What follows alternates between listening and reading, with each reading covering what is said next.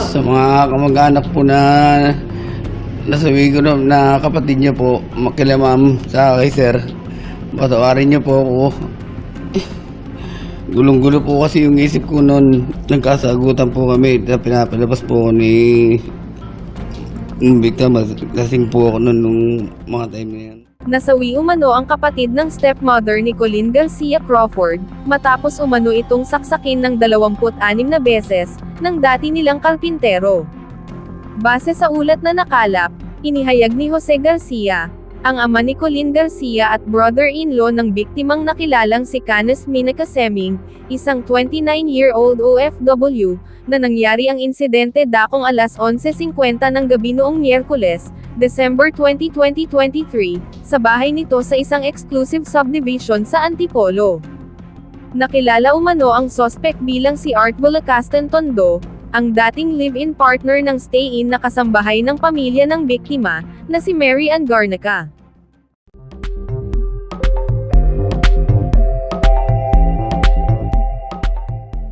Nakipaghiwalay raw si Garnaca sa suspect, 2 araw ang nakalilipas.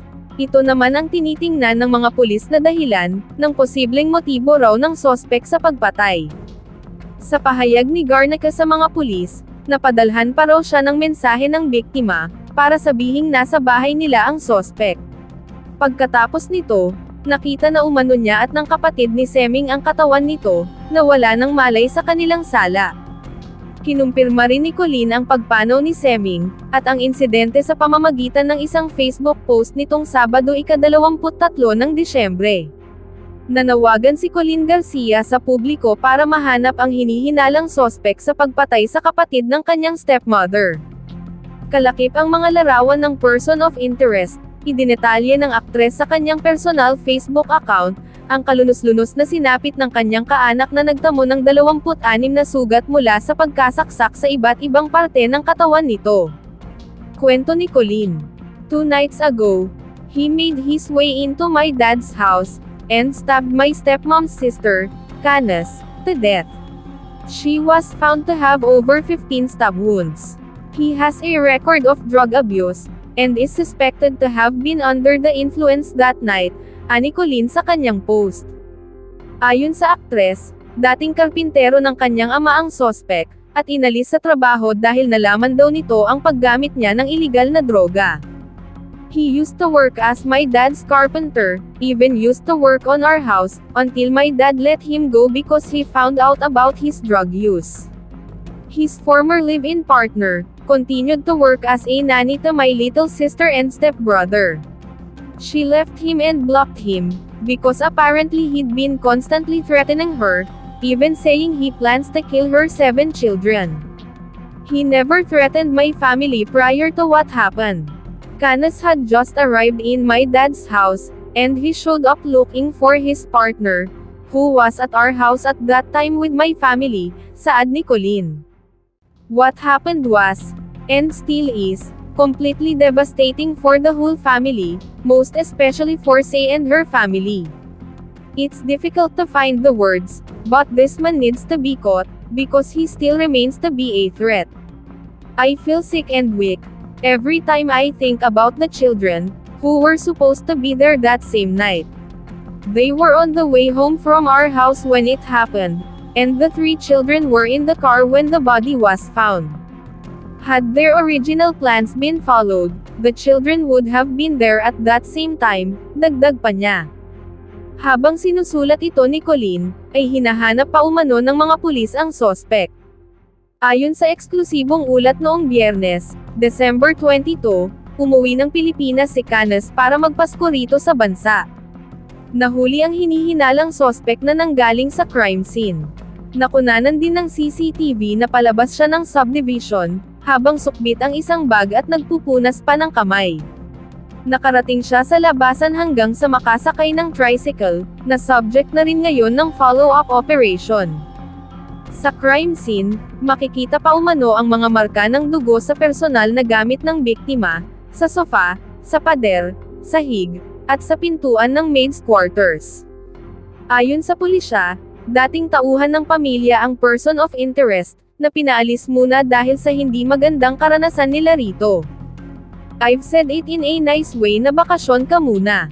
I already had some experiences with him sa mga pera, sa paghahandle ng pera, paghahandle ng tao.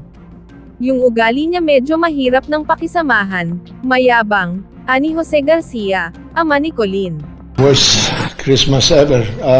We're looking forward to have fun this Christmas, kahit simple. I said that, made it in a nice way na magbakasyon ka muna. I already had some bad experiences with him through yung mga pera, pag-handle ng pera, pag-handle ng tao, yung ugali niya medyo mahirap sa pakisamahan, mayabang. Bakit yung cellphone lang, mekanis ang nanakaw, samantalang katabi niya, sa katawan niya, ay yung bag niya, na nandun ang wallet niya, nandun ang card niya, nandun pa nga, pati passport niya eh. Ang posibleng motibo ay pilit itong nakikipagbalikan, sa dating kinakasama na kasambahay rin ng pamilya ng biktima, pero tinabla na rin siya ng babae. Wala raw sa bahay ang dating kinakasama ng mga oras na pumasok ito, at nadatnan at posibleng napagbuntungan ng galit ang biktimang OFW.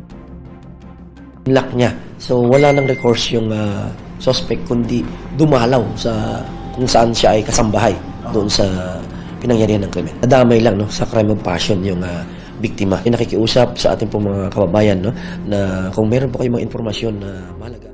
Ayon pa sa pulisya, dati nang nakulong ang hinihinalang sospek. Samantala, maaari umanong biktima ng crime of passion si Canes, ayon sa isang opisyal ng pulis. Sinabi ito ni Police Colonel Philip Maragan, matapos maaresto ng mga otoridad ang sospek sa pananaksak at pagpatay sa biktimang OFW. Para siyang normal nung hinuli siya, wala siyang, there's no sense of remorse during his arrest. Wala siyang remorse or kumuha pa siya ng sahod niya. Yun. So, parang walang nangyari. The number of stab wounds will be indicator or mag-fit siya dun sa ating papel na complaint na murder. 26 na stab wounds. Talagang karumal-dumal yung degree ng pagpatay is malala. Ayon sa Eastern Police District, ang sospek na dating tauhan ng ama ng aktres na si Colleen, ay naaresto sa Barangay Addition Hills, Mandaluyong City, matapos itong mamukhaan ng isang pulis. Sinabi ni Maragan, na ang sospek ay posibleng illegal drug user din, na isa sa mga tinitingnang anggulo sa krimen. Sa mga kamag-anak po na nasabi ko na kapatid niya po, makilamam sa kay sir. Patawarin niyo po ako. Gulong-gulo po kasi yung isip ko noon. Nagkasagutan po kami na pinapalabas po ni biktima. Kasing po ako ng mga tayo. Karoon po kami ng technical intelligence na yung pong cellphone ng ating suspect is pumitik dito sa Mandaluyong City. Therefore, lahat ng operatives po natin nag-focus na around 10:30 AM, cited po yung suspect, kaya po na-effect po yung arrest po niya. Inamin niya po sa tricycle driver na kasama namin na siya nga yung sakay. At siya rin po yung nandoon sa news item na nakapaskil na mukha. Para sa iba pang karagdagang mga balita ng Senior Buzz, ay mag-comment lamang po, mag-like at mag-share sa video na ito, at huwag po nating kalimutang mag-subscribe sa aming channel. Maraming salamat po sa inyong panonood.